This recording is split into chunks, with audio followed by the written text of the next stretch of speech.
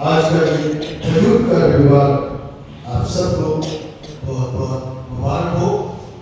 और परमेश्वर इन डालियों से जो खजूर की डालियां हमारे इर्द गिर्द आसपास और सामने लगी हुई हैं, इससे हमारे को और हमारे उन यादगारों को ताज़ा कर देती हैं। और ऐसा लगता है कि हम उस समय में आ गए हैं जिस समय यीशु मसीह यरूशलेम में उस फसह का मेमना बन करके उस आराधनालय में प्रवेश कर रहा है। जैसे कि सबको मालूम है, साल में एक बार लोग उस आराधनालय में इस आशय के साथ में जाया करते थे और अपने साथ जानवरों को जो बेकार और बेऐब होते थे उनको ले जाया करते थे, ताकि उनकी बलि करके, उनकी कुर्बानी करके अपने आप को गुनाहों से मुक्त करा सके। क्योंकि वो जानवर भी संसार में रहते रहते ऐसे सांसारिक प्रभाव में आ गए जिनका खून एक इंसान को जिसके अंदर आत्मा वास करती है बचा नहीं सकता था। और मनुष्य का खून मनुष्य को भी नहीं बचा सकता था, क्योंकि मनुष्य पापी है। बाइबल में लिखा हुआ है सबने गुनाह किया और सब पापी, एक भी ऐसा नहीं कह सकता कि हम पापी नहीं है सिवाय प्रभु यीशु। लेकिन अपराधियों के सब को गिना गया। आप सोचिए, जो बेकार है, बेऐब है, जिसके अंदर एक शोषा भी गुनाह की सोच तक नहीं है, वो परमेश्वर अपने पाक और पवित्र खून को हम मानव जाति के लिए जितने उसके नाम के कहलाते हैं बहाने को तैयार है, बलिदान होने को तैयार है। और इसीलिए जॉन द बैप्टिस्ट इस बात को बोलता है, see the lamb of God, परमेश्वर का मेमना जो सामने से चला आता है। आज यरूशलेम के अंदर वो मेमना बन के आ रहा है, परमेश्वर का मेमना, जो किसी के लिए नहीं, क्योंकि अमूमन जो जानवर लाए जाते थे वो व्यक्तिगत जीवन के लिए लाए जाते थे। मेरे लिए, मेरे गुनाहों के लिए मेरे पास एक जानवर है जो बलिदान किया जाएगा, जिसके खून के बहने से मैं आजाद किया जाऊंगा।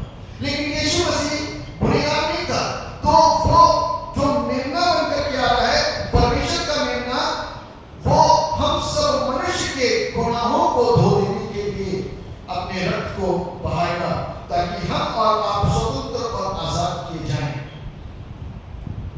और आज तक जो उस पर विश्वास करता है और करेगा जब तक पुनः मिटेगी। कई बार इस समय जो चल रहा है, इन दौरान में लगातार इन शब्दों का रिपीटेशन आपको और हमको मिलेगा कि जब तक दुल्हन नहीं उठेगी तब तक ये प्रोविजन मेरे और आपके लिए है। जो भी उस झरने के नीचे आएगा, झरने के नीचे आने का मतलब है जो कोई यीशु के पास आएगा, जो कोई यीशु पर विश्वास करेगा, जो यीशु की क्रूस की कथा को कहानी नहीं समझेगा, जो उस पर विश्वास करेगा, उसके लिए वही क्रूस की कथा सामर्थ्य बन जाएगी और वो उस सामर्थ्य में निरंतर आगे बढ़ता चला जाएगा। मेरे प्रियो, प्रभु यीशु मसीह का वो प्यार, परमेश्वर की वो योजना जो सारे मानव जाति के लिए थी और आज भी है, उसी योजना के अंदर परिवर्तन नहीं आया, उसकी सोचों के अंदर परिवर्तन नहीं आया, उसके कहे गए शब्दों के अंदर परिवर्तन नहीं आया आज तक। और युवा में वो एक सा परमेश्वर है, कभी न बदलने वाला परमेश्वर। लेकिन आज हम और आप देखते हैं, जबकि मैं और आप इस खजूर के रविवार को मना रहे हैं, हमारी सोच, हमारे विचार सिर्फ खजूर की डालियों तक सीमित न रहे। हम सिर्फ उत्सव मनाने वाली भीड़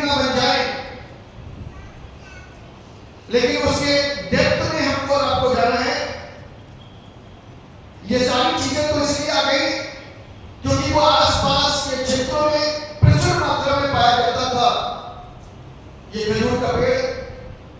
लोगों ने क्या करें, हमारा प्रभु नंगे पांव चलेगा। खजूर की डालियों से पहले तो उत्साह करा, उसका स्वागत किया, अपने हाथों को ऊंचा उठाया। एक जोश, जबरदस्त जोश उनके अंदर, उनकी जुबानों से प्रकट हो रहा था, उनके चिल्लाहट से प्रकट हो रहा था, उनकी खुशी इजहार हो रही थी कि वो प्रभु को अपना उद्धारकर्ता, अपना राजा, इस्राएल का राजा मान रहे हैं। और फिर उन्होंने कि ये डालियां जो चुभती है लोगों का, इसका अनुभव होगा, उसको कुछ भी चुभन महसूस ना हो, इसलिए उन्होंने अपने वस्त्रों को उतार करके इसके ऊपर बिछा दिया, ताकि जब प्रभु इसके ऊपर चले तो प्रभु को कंफर्ट महसूस हो, उसके पांव में वो धूल, वो मिट्टी, वो गंध न लगे, क्योंकि उन्होंने अपना राजा उसको स्वीकार करा था। इसलिए इसके पीछे भी एक कहानी है, इसलिए उसको अपना राजा स्वीकार किया, क्योंकि यीशु मसीह अभी हाल में ही बैतनिया के एक मुर्दे को जिंदा करके वापस यरूशलेम में आ रहा है, फसह के पर्व को मनाने के लिए। तो इसीलिए भीड़ चारों तरफ से उमड़ गई, किसको देखने के लिए? उस व्यक्ति को देखने के लिए जिसने एक मरे हुए इंसान को जीवन दे दिया।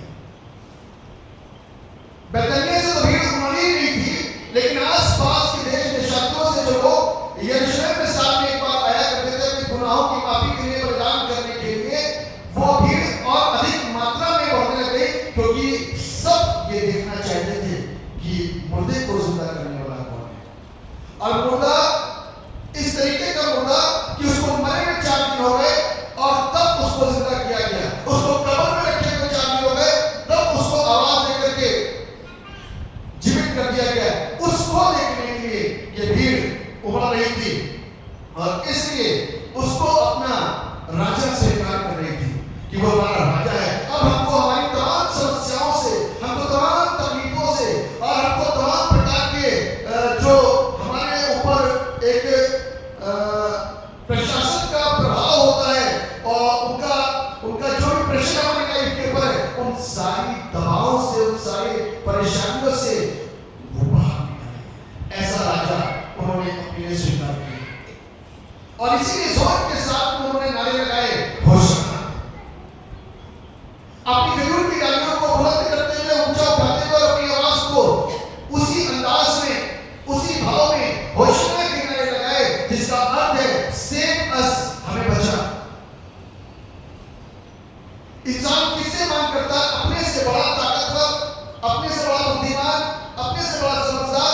उन लोग की सोच भौतिक थी, इसीलिए यीशु को जो उन्होंने फिजिकल फॉर्म में सुना और अब देख रहे हैं, इसीलिए कि मुर्दे को कोई जिंदा नहीं कर सकता, लेकिन एक है जिसने मुर्दे को जिंदा करा, वो भी एक दिन का मुर्दा नहीं, 4 दिन का, और उसको जिंदा करा और वो हमारे हर एक दुख को, हमारे गम को, हमारे दर्द को, हमारे आंसू को पहुंचेगा। हम उसको अपना मुक्तिदाता, उद्धारकर्ता करके स्वीकार करते हैं। एक शोर, एक बड़ा जोश लोगों के बीच में, भीड़ चारों तरफ से ऐसा हुआ रही है कि देखिए कौन है, कौन है, कौन है राजाओं का राजा। उस राजाओं के राजा को देखना चाहती है। और इसमें एक चीज जरूर है जो मैं ऐड करना चाहता हूं, ये है कि उन लोगों ने यीशु मसीह को अपना राजा स्वीकार करा। हमारा भी फर्ज बनता है कि हम भी यीशु मसीह को अपना राजा स्वीकार करें।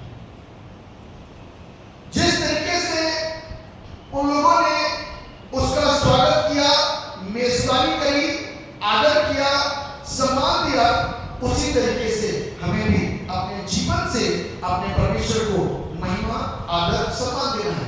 लेकिन एक बड़ी मुख्य बात, अब समय वहां से यहां आ चुका है, शिक्षा और ज्ञान बढ़ चुका है, भौतिकता से हट करके हम आत्मिकता में प्रवेश कर चुके हैं। तो इसलिए अब हमको भौतिक रूप से अपनी जरूरतों को पूरा करने वाला राजा के रूप में स्वीकार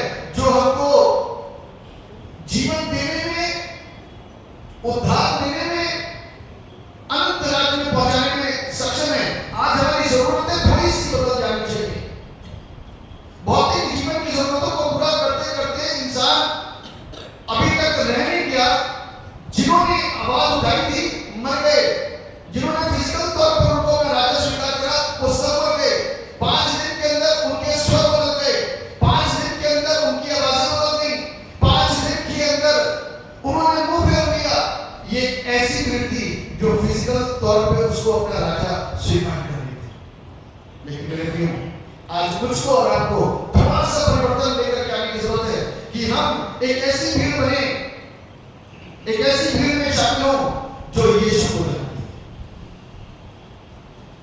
जो यीशु को जानती है और यीशु के पीछे चलती है और यीशु के वचनों को पढ़ती है और यीशु को अपना मुक्तिदाता उद्धारकर्ता करके स्वीकार करती है। क्योंकि ये जो टेक्स्ट है हमको इसी चीज से शिक्षित कर रहा है कि लोगों के अंदर एक बड़ी खुशी की बड़ा आनंद था। देखो कोई आ रहा है, सिर्फ जीवन चाहिए इंसान, बस उस जीवन के आगे एक शब्द और जोड़ दीजिए, अनंत जीवन चाहिए इंसान। तो शायद अनंत जीवन कैसे प्राप्त किया जाए उसके लिए हम उससे बातचीत कर सकते हैं और वो उसके लिए मुझको और आपको संदेश दे सकता है। उसके लिए वो मुझको और आपको अपने वचन के द्वारा शिक्षा प्रदान कर सकता है। मेरे प्रियो, जब हम बंधन में होकर के परमेश्वर के भवन में बैठते हैं, जब हम बंधन में होकर के आराधना करते हैं, जब बंधनों में होकर के हमारी जिंदगी यदि गुजर रही होती ना, तो हम उस बंधन में बंधे रहते हैं, आजाद नहीं, और हमारा परमेश्वर आजाद है। एक बंधन में बंधा हुआ व्यक्ति खुल करके वो आजादी को महसूस नहीं कर पाएगा। क्यों? क्योंकि वो अपने आप को तरह तरह की चिंताओं और बंधनों में बांध करके रखे हुए, और वो कभी भी स्वतंत्र नहीं हो सकता जब तक वो उस राजा से इस अंदाज में ना बोले कि प्रभु मुझे उस बंधन से आजाद कर। क्योंकि आज मेरे और आपके लिए ये बहुत जरूरी है कि हम और आप उन तमाम प्रकार की संसारिक बंधन, चिंताएं जो मेरे और आपके ऊपर लगातार एक प्रेशर को, एक प्रभाव डालती है, उससे मुक्त और उससे आजाद हो। जब तक ऐसा नहीं होगा तो हमारे जीवन के अंदर एक सोनापन रहेगा, और जो स्वतंत्रता की आराधना है ना हम कर सकते हैं ना कोई कर पाएगा। जहां पर स्वतंत्रता है, जहां पर सत्य है, वहां पर आजादी है, और जहां आजादी है वहां पर आंसू नहीं, वहां पर नहीं। आज जब हम आराधना कर रहे थे तो आज महसूस हुआ, जब हालेलुया के नारे लगे तो लगा कि बंधन टूटे, लगा कि कुछ हुआ है। आज लगा कि हमने एक अच्छी आराधना को अर्पण किया है। आज लगा कि कुछ है, वो हमसे हमारे ऊंची आवाज को पसंद करता है, वो हमारे अंदर जोश देखना चाहता है। जिस तरीके से शिविर ने एक जबरदस्त अपने एंथुसियाज्म को दिखाया, अपने जोश को दिखाया, God wants enthusiasm from our life, वो चाहता है। लेकिन उसमें भी एक बात है कि ये आनंद पूरी रीति से प्रभु को समर्पित हो। ये वो वाला आनंद ना हो जो 4 दिन के बाद में बदल जाता है। ये वो वाला आनंद ना हो फिर कन्वेंशन में आकर के सामने ऑल्टर कॉल पे आंसू आता है और उसके बाद में 2-4 बातें बोल के फैसले लेकर के फिर 4 दिन के बाद में फिर संसार में लिप्त हो जाता है। ये वो वाला आनंद ना हो जो परिस्थितियों के अंदर प्रभु के सामने, उसकी बेटी के सामने या ऑल्टर कॉल जब भी होता है उसके सामने फैसला लेता है और अपने जीवन को प्रभु के लिए पूरी रीति से समर्पित करता है और 4 दिन के बाद बदल जाता है। ये आनंद भीड़ को लेकर के बदलने वाला ना, ये जोश जो समय को लेकर के हमारे आपके अंदर आता है, ये जोश समय के अनुसार बदलना नहीं चाहिए। ये जोश लगातार मेरे और आपकी जिंदगियों के अंदर बना रहना चाहिए। वो चाहता है कि मेरे और आपके जीवन के अंदर वो जोश है। आपको पता है आरंभिक कलीसिया जो थी उसके अंदर का जोश में सब निकाल लीजिए। पेड़ों के काम की पुस्तक उसका दूसरा अध्याय और उसका 43 है, तो कोई एक दिन पढ़े 43 से 47 तक। पेड़ों के काम की पुस्तक उसका दूसरा अध्याय और उसके 43 वर्ड से लेकर 47 वर्ड तक कोई भी एक पढ़ सकता है। और सब लोगों पर भय छा गया, और सब लोगों पर भय छा गया। बहुत से अद्भुत काम कभी देखे नहीं थे ना, तो भय छा गया। लंगड़ा चलता है, गूंगा बोलता है और बहरा सुनता है, दुष्ट आत्माएं निकल के चिल्ला करके भागती हैं। भय छा गया, ये तो कभी देखा नहीं। बाइबल कहती है जो बातें कभी आंखों ने नहीं देखी, जो बातें कभी चित्त में नहीं समाई, वो सारी बातें तुम्हारे लिए अंत में रखी रखी गई ताकि तुम उसे सुनो और उसे जानो और उसे समझो। ये बातों ने उनके अंदर भय कर दिया कि लड़ना चल कैसे रहा है, सोचने लगे। बहरा सुन कैसे रहा है, सोचने लगे। अभी तक उसी में सोच रहे थे, उसके साथ प्रॉब्लम है। पता लगा मेरे जीवन के अंदर चंगाई है, तो मैं आंसुओं के साथ अपने जीवन को समर्पित करके कि वास्तव में वही एकमात्र जिंदा परमेश्वर है।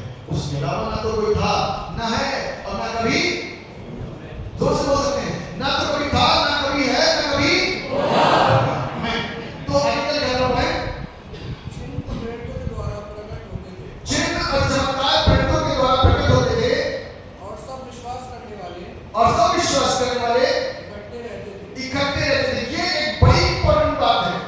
विश्वास करने वालों के बीच में कभी फूट नहीं हो सकती।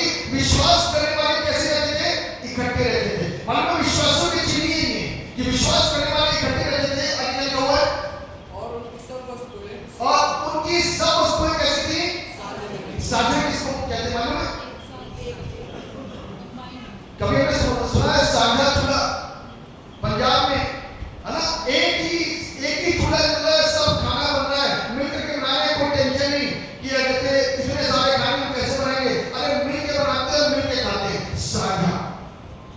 उस वक्त में लोग जो थे इतने विश्वास में थे, इतने मजबूत थे कि अपनी प्रॉपर्टीज को बेच करके याजकों के चरणों पर, प्रेरितों के पास ले जाकर के दे दिया करते थे कि हमारे जो भी भाई बहन को किसी भी चीज की कमी हो, आप जाकर के दे। वो साझे का जीवन था उनका, और इस जीवन के साथ में वो अपनी जिंदगी को बसर कर रहे थे। एक ऐसा पवित्र आत्मा का काम उनकी लाइफ के अंदर था कि उनकी जिंदगी पूरी ट्रांसफॉर्म हो चुकी थी, उनकी पूरी जिंदगी बदल चुकी थी, उनकी सोच, उनके विचार बदल चुके थे, उनके काम बदल चुके थे। जो चीजें कभी उनकी थी अब वो पब्लिक में आकर के भाइयों की हो गई है, साझे की हो गई है, क्योंकि पवित्र आत्मा उनकी लाइफ के अंदर काम कर रहा है और उनकी सोच, उनके विचारों के अंदर परिवर्तन आ गया। आगे तरीका हो वे अपनी संपत्ति और सामान बेच कर जैसी जिसकी आवश्यकता होती थी बांट दिया करते थे।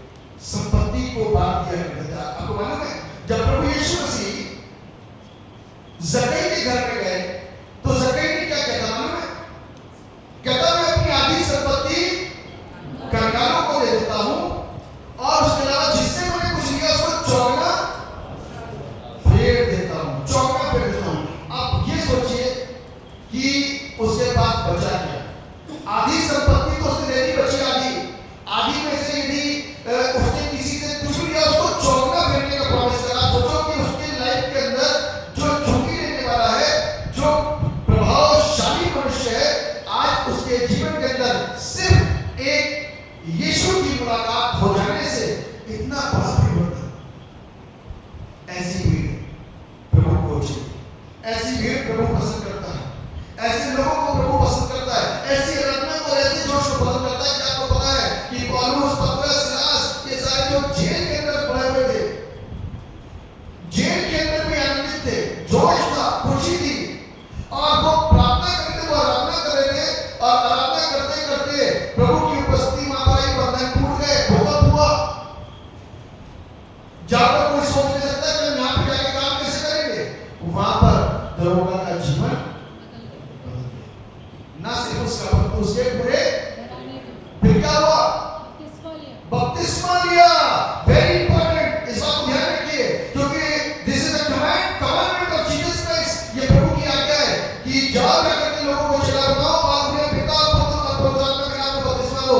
इसका मतलब कि जितनी देर का इंटरेक्शन था उन लोगों के बीच का, उसने दरोगा को जब वचन बताया तो दरोगा ने कहा अब समय है कि मैं अपने जीवन को प्रभु को पूरी रीति से सौंप दूं, क्योंकि वो हमारा उद्धार करता है, वो हमारा भौतिक जरूरतों को पूरा करने वाला राजा। मैं उसको स्वीकार नहीं कर रहा, मैं उसको अपना आत्मिक राजा, उद्धार करता स्वीकार करता हूं। और उन्होंने बपतिस्मा लेकर के अपने जीवन को पूरी रीति से यीशु के हाथों में और उनके लोगों की शिक्षाओं पर सौंप दिया।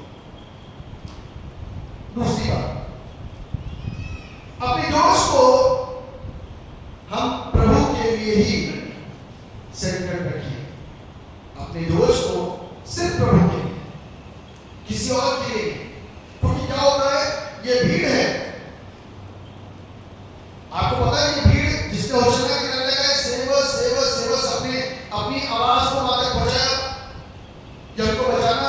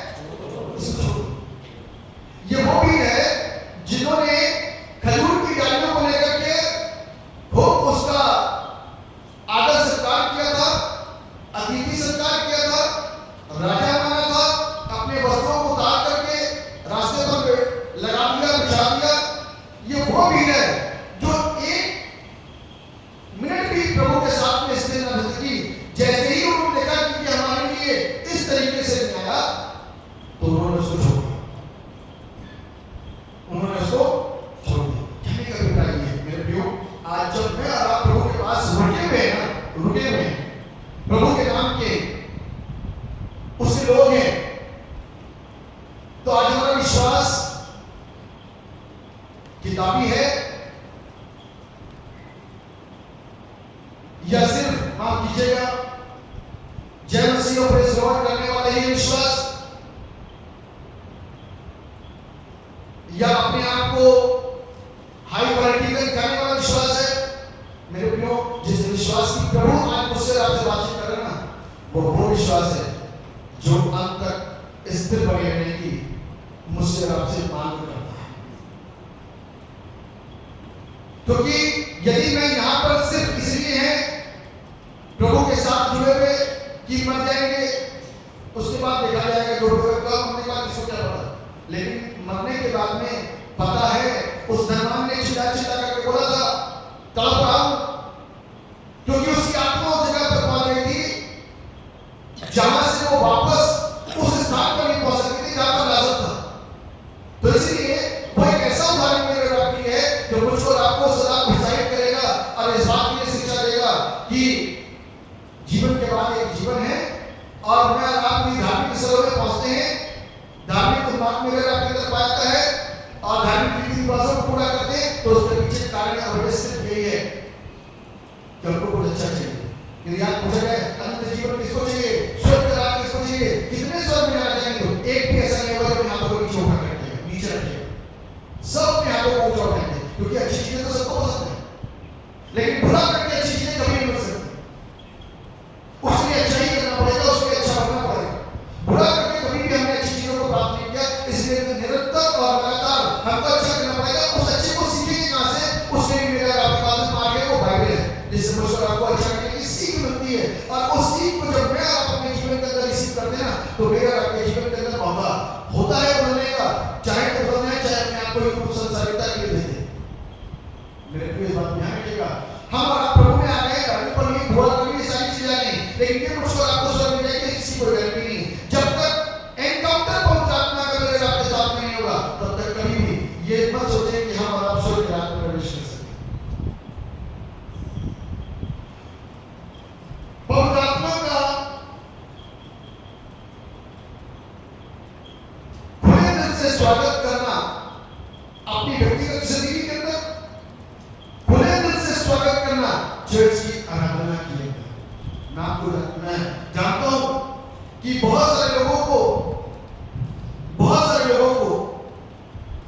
आराधना में मजा नहीं आता। सिर्फ यहां की बात नहीं कर रहा हूं, सब जगह की बात कर रहा हूं, माफ कीजिएगा, क्योंकि ये सारी चीजें थोड़ी इतनी कड़वी है, बेशक चुनेगी और बेशक लगेंगी, लेकिन शायद चुपके तो चीजें असर कर जाती हैं कई बार। यदि कोई उस श्रद्धा के साथ में इसको सुनेगा तो, क्योंकि मैं आप पवित्र आत्मा को अपनी लाइफ के अंदर आने के लिए हृदय को खोलते नहीं। आराधना जब तक उस लेवल पर नहीं पहुंचेगी, जब तक हम उसमें डूबेंगे नहीं, तब तक उस अनुभव को अपने अंदर ले नहीं सकते।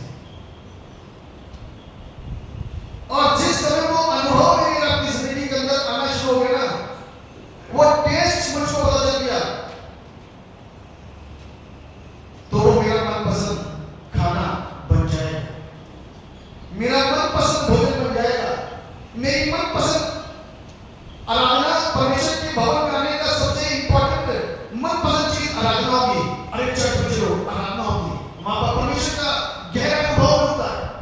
चर्च में चलो, वो वचन मिलेगा जिससे हम और आप उस अनुभव में जाते हैं, उस शिक्षा में जाते हैं, जिससे कि मेरा विश्वास ऊंचा हुआ होता है। अपना दिल खोलो, बना करो, आत्मा का रूप देखिए, राजा यीशु मेरे साथ हमारे पास खड़ा है। हमारा जोश क्राइस्ट सेंटर होना चाहिए। संसारिक हुआ ना तो दिक्कत हो जाएगी। मेरे साथ निकालिए प्रकाशित वाक्य उसका तीसरा अध्याय उसका 16 पद को एक दिन पढ़ते।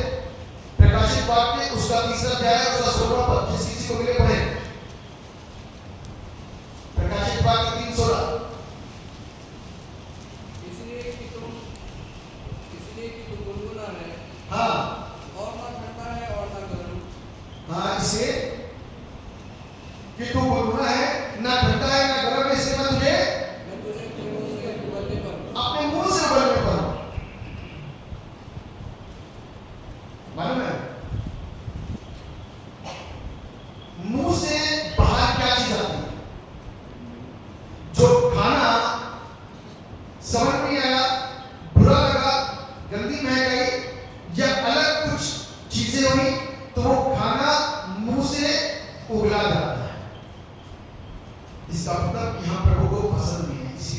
ये लौदीकिया की कलीसिया को दिया गया संदेश है। लौदीकिया की कलीसिया को दिया गया संदेश है, क्योंकि तू बुलबुला है, ना तो तू ठंडा है ना तू, इसलिए मैं तुझे हमारा कभी नहीं चाहेंगे। एक विश्वासी कलीसिया कभी नहीं चाहेगी कि प्रभु हमको इस तरीके से हमारे साथ में हो जाए, क्योंकि प्रभु तो आपको आलिंगन करना चाहता है। प्रभु तो द्वार पर खड़ा हुआ है ताकि वो हमारे जीवनों के अंदर आए, हमारी आत्मा के अंदर वास करे और आत्मिक भोजन हम उसके द्वारा खा सके। पतरस तो बहुत निकट का व्यक्ति था ना, उसके बहुत प्यारा चेला था, इनर सर्कल डिसाइपल था, प्रभु जान देने तक वफादार रहूंगा। लेकिन यीशु ने मुड़ के बोला, पतरस आज ही तू 3 बार मुड़ के बांध देने से पहले मेरा क्या हुआ? पतरस ने जान दे दी यीशु के नहीं, 3 ही बार इनकार करा। वो कौन है मैं नहीं जानता, तुम किसकी बात करते हो मैं नहीं जानता। 3 बार उसने अलग अलग अंदाज में यीशु को क्या कर दिया? भड़काया गया। जोश बहुत था पतरस के अंदर, जल्दबाज पतरस खा लेता हो, जोश बहुत था। तो प्रभु ऐसा जोश नहीं चाहता जिसमें प्रभु यीशु मसीह को समय पर निगलेक्ट कर दिया जाए, जिसमें प्रभु यीशु मसीह को समय पर त्याग और छोड़ दी जाए, क्योंकि हमारी जरूरतें पूरी नहीं हो रही, क्योंकि आपको मृत्यु का सामना करना पड़ता, क्योंकि हमारे सामने कोई मजबूरी आती है, उस वक्त हम यीशु मसीह को छोड़ देंगे, उस वक्त हम यीशु मसीह को त्याग देंगे। ऐसी जोश को प्रभु कभी नहीं पसंद करता। इसलिए आज अपने जोश को बड़े सोच समझ कर उठाएं, ताकि कल को हमको लज्जित न होना पड़े। कल तो तुम बहुत जोश के साथ में नारे लगा रहे थे, होशन्ना होशन्ना होशन्ना, लेकिन आज क्या हुआ? आज भीड़ वही फेस वही चेहरा वहां से उठ करके यहाँ करके कहते हैं इसको क्रूस दो, क्योंकि इसने हमको बचाया। तो मेरे प्रियो, आज हमारी और आपकी सोचों के अंदर परिवर्तन आना चाहिए कि सबसे पहले हम अपना माइंड सेट करें, उसके बाद में प्रभु के साथ चले और अपने नारे को जब लगाएं तो आनंद के साथ लगाएं, ताकि उसको लगे कि ये मेरे लोग हैं और अंत तक वफादार रहें। कहीं ऐसा ना हो बीच में हम उसको छोड़ दें। तीसरी बात, कैसे हम अपने उस जोश को बना करके रख सकते हैं और उस जोश में जीवन जी सकते हैं। ये तीसरा पॉइंट कि कैसे हम उस जोश में बने रह सकते हैं, किस तरीके से हम उसमें हमारा जीवन कंटिन्यू बढ़ता रहेगा, चलता रहेगा। बाहर के दिखावे से तो काम नहीं चलेगा। क्या बाहर से कुछ है, अंदर से कुछ है? वक्त आने पर पतरस के समान कह देंगे आप उसे जानते नहीं। वक्त आने पर लौदीकिया के कलीसिया के समान मेरे आपको भी ये संदेश मिल जाएगा कि तुम बुलबुले हो। तो इसलिए हम अपने जो आउटवर्ड है उसको दिखाने की कोशिश करें, अंदर से सच्चा नहीं, अंदर से व्यक्तियों की मरम्मत करें, ताकि हम सुरक्षित हो सकें। हमें सुरक्षित हाथों में रहना। उसके लिए प्रभु, जब मेरा आपका मन बदलता है तो जेन्युइन परिवर्तन होना चाहिए। जेन्युइन परिवर्तन यदि वो नहीं है ना तो बड़ा मुश्किल हो जाए। हम कभी भी फिसल सकते हैं, कभी भी रपट सकते हैं और कभी भी कुछ नहीं कर सकते। इसलिए एक ऐसा परिवर्तन, एक ऐसा चेंज जो अंतर तक प्रभु यीशु मसीह को पहुंचा दे, है ना?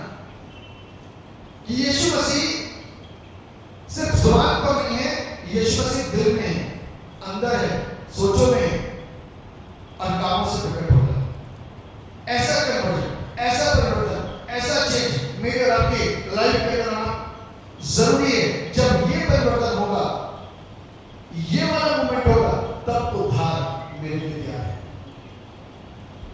तब उद्धार मेरे लिए तैयार है। इसलिए प्रियो, हमको और आपको उसके लिए प्रभु के निकट, उसके पास आने की जरूरत है। तो ये सिवा पाऊं तुझे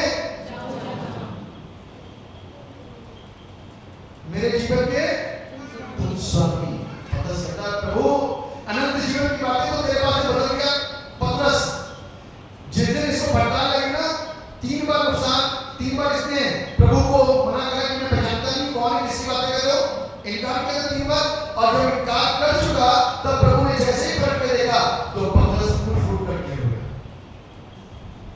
जीवन बदल गया। एक बार यीशु का देखना मेरी जिंदगी का परिवर्तन हो सकता है। यीशु मसीह को अपनी जिंदगी में आने दें ताकि मेरी जिंदगी बदल जाए। हम सिर्फ दिखावे के यहाँ ना रहे, हम दिल से और अंदर से बदले हुए हों, ताकि पतरस के समान ये कह सके। यदि पतरस आज इस बात से बदनाम है कि उसने 3 बार प्रभु यीशु मसीह का इनकार किया, तो आज पतरस इस बात से आबाद भी है कि उसने कहा तुझे छोड़ करके मैं जाऊं कहां, अनंत जीवन की बातें तो तेरे पास है। तो ये कन्वर्जन हो सकता है, ये परिवर्तन हो सकता है, ये चेंज मेरे अपने लाइफ के अंदर होता है। और वो चेंज के लिए मुझे देखना है कि पतरस ने ऐसा क्या करा, क्या हुआ उसके साथ में। उसके पश्चाताप के आंसू ने उसकी जिंदगी को बदला और प्रभु ने उसके पास और उसके ऊपर क्या करा, तरस है। उसके लिए मशवरा को क्या करना है, उसके पास क्या करना है, उसके पास आना है। उसके लिए फेलोशिप बहुत जरूरी है। उसके क्या जरूरी है, फेलोशिप। हम सारे काम कर सकते हैं, लेकिन फेलोशिप जब होती ना तो थोड़ा सा दिक्कत होती है। जब कभी प्रार्थना कर रहे तो थोड़ी सी दिक्कत होती है, लेकिन प्रार्थना मेरे लिए एक बल है, मेरी शक्ति है, मेरी ताकत है। मेरे बिगड़े हुए सारे काम को सुधारने में प्रार्थना का रोल सबसे बड़ा है। प्रार्थना वो ताकत है जो सारी चीजों को बदल सकती है। काम तो प्रभु ही करेगा, कौन करेगा, कौन करता है काम। हम लोगों ने सीखा ना हमेशा कि प्रार्थना प्रभु के मन को, विचार को, उसकी योजना तक पूर्ण होती है। जब हिजकिय्याह को 15 वर्ष की आयु और मिल गई, जब उनमें शैतान को प्रभु ने कहा कि अब इसको नाश नहीं करना, उन्होंने तौबा कर लिया, तो प्रभु किसके मन को नहीं बदल सकता। तो इसलिए प्रार्थना मेरे आपके बहुत जरूरी है, क्योंकि मुझको अपने जोश को कैसे बना के रखना है, उसके लिए जो ज्ञान, जो शिक्षा, वो है फेलोशिप। यदि डाली अपने पेड़ से जुड़ी ही ना रहे तो क्या होगा, मुरझा जाने के बाद में क्या होगा, सूख करके क्या होगा, आग में झोंक दिया। ये आग में झोंकने का मतलब क्या है, नरक में डाला है। जो उससे हमको और आपको सीखने की सीख मिल रही ना, वो यही है कि उसको नरक बना देना। जब तक वो डाली अपने तने से जुड़ी है तब तक हरी भरी है, लहराती रहेगी, कभी सूखेगी फिर हरी हो जाएगी, क्योंकि वो अपने तने से जुड़ी है। जब तक हम अपने प्रभु के साथ में फेलोशिप करते रहेंगे तो ध्यान रखिएगा, हम कभी भी, बेशक हमारी जिंदगी के अंदर थोड़े बहुत उतार चढ़ाव हैं, लेकिन हम उससे जुड़े रहने के द्वारा आनंदित रहेंगे और हमारा जोश लगातार बना रहेगा। आज 5 संडे का एक खुशी तो है, जोश तो है मेरे आपके अंदर, लेकिन शिक्षा मेरे आपके बहुत जरूरी है कि ये जोश किस तरीके का है। प्रोसेशन हम लोगों ने कहा सब जगह से अच्छे होता है, लेकिन मेरा जो खुद सीखना है, दूसरों को सिखाना, वो ये है कि प्रभु के साथ में एक अच्छी फेलोशिप, एक अच्छा रिश्ता व्यक्तिगत होना चाहिए। ये तो एक सामूहिक है चर्च के साथ में, लेकिन व्यक्तिगत हमारी फेलोशिप उसके साथ होनी चाहिए, बाइबल स्टडी होनी चाहिए, आराधना व्यक्तिगत होनी चाहिए, फैमिली प्रेयर होनी चाहिए। ये सारी चीजें हमारे घर के बंधनों को भी तोड़कर खत्म कर देती है और मजा देती है। जब हम उसके लिए पढ़ेंगे ना, उसके लिए पढ़ेंगे, बाइबल पढ़ेंगे, प्रार्थना करेंगे, उपवास रखेंगे, क्योंकि ये 40 दिन का जो समय मुझको आपको मिला है वो इसलिए नहीं मिला कि हम यूं ही अपने समय को ज़ाया कर दें। लगातार ये बात होती है ना लोगों की 40 दिन मेरे आपको बहुत इंपॉर्टेंट है, तो इन 40 दिनों के अंदर हम प्रभु के और क्लोज हैं, और निकट है अनुभव में कि प्रभु 40 दिन के अंदर को देखा है। जब हम इतने निकट उसके आएंगे कि फेलोशिप, जब उसके निकट आएंगे तो वो कुछ और आपको आशीष करेगा। इसके लिए हमारा हृदय खुलना चाहिए, और जब ये खुलेगा ना तब पवित्र आत्मा का प्रवेश अंदर हो। अब जिस दिन हो गया उस दिन हम पहले वाले नहीं रहेंगे जो पहले थे।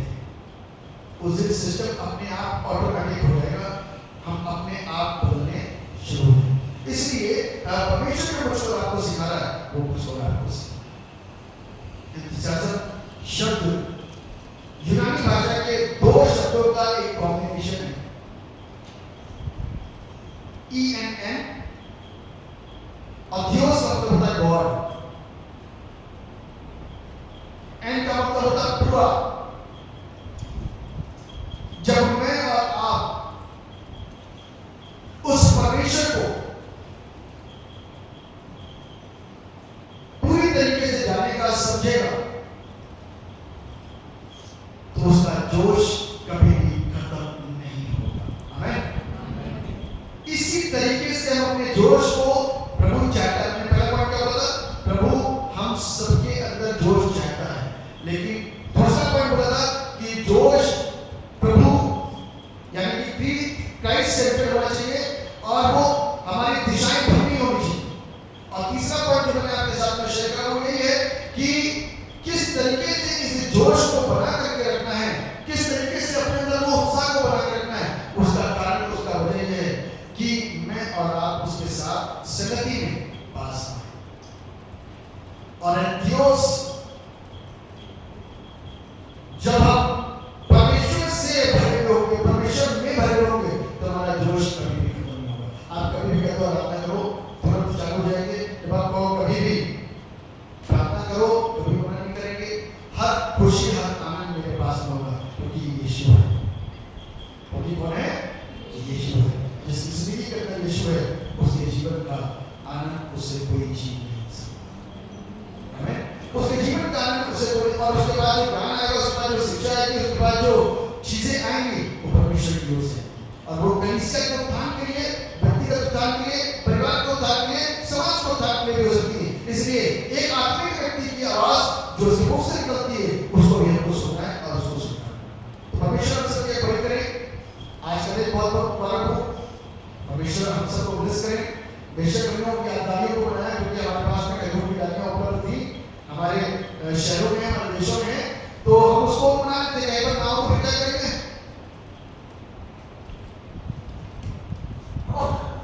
हमारा जीवन बहुत इंपॉर्टेंट है, हमारा हृदय बहुत, उसको ध्यान रखना बहुत जरूरी है। ये मिल जाए तो हमने एडवर्ट कर दिया। बच्चे रात में कहाँ से ढूंढ करके आए, कहाँ से लेकर के इकट्ठा करें, क्योंकि हमारा सेलिब्रेशन। लेकिन बाइबल इस बात को सिखाती है कि वहां भी सेलिब्रेशन होता है। कब होता है? जब एक आत्मा बसती, जब एक पापी अपने मन को फुला करके यीशु के पास आता है, तो वहां पर सेलिब्रेशन होता है। हमारा सेलिब्रेशन थोड़ा सा होगा, अब खत्म हो जाएगा, ये भी हो जाएगा, लेकिन वहां का सेलिब्रेशन कभी खत्म। वहां से प्रभु फिर गुहार लगाना शुरू करता है, फिर पिता से कहना शुरू करता है, अब आप जैसे संसार हमारा बैरी है, वैसे कभी बैरी बन चुका है। इन्होंने अपनी जिंदगी को आपको दे दिया है। तो मेरे प्रियो, आज मैं और आप अपने आनंद को, अपने जोश को कभी भी अपने में से और अपने अंदर से खत्म होने पाने दें, आशीषित है, ताकि प्रभु को परमेश्वर इस वचन के द्वारा सबको आशीष करता है। जीवित और समर्पित परमेश्वर, राजाओं के राजा, प्रभु के प्रभु, महिमा से पात्र, आप महिमा के राजा हैं। हमारी दुआ है कि आप अपनी करुणा, अपना ज्ञान, अपनी बुद्धि और अपनी समझ हम सब के ऊपर परमेश्वर को दे दीजिए, ताकि हम आनंदित और आशीषित जीवन को जिए और आपके नाम की हम और आपकी सिफारिश कर सकें। ये लोग प्रभु यहाँ पर बैठे, जवान बच्चे, बड़े बुजुर्ग, सबों को बड़ी आशीष कीजिए, बड़ी बरकत कीजिए, ताकि पिता परमेश्वर हम सब एक खुशी से भरा हुआ जीवन जिए और हमारे अंदर की खुशी कभी समाप्त ना हो और हमारा प्याला हमेशा चलता रहे और हर एक चीज के द्वारा हमारे जीवन के अंदरूनी भाव से